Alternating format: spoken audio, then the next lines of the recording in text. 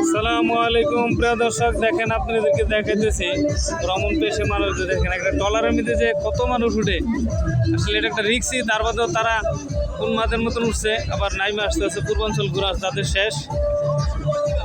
এরকম করে রিক্সি নিয়ে তারা চলাফেরাটা করা ঠিক না।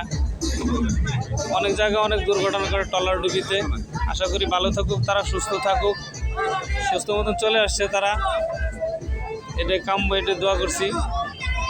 দেখেন দেখাই, দেখেন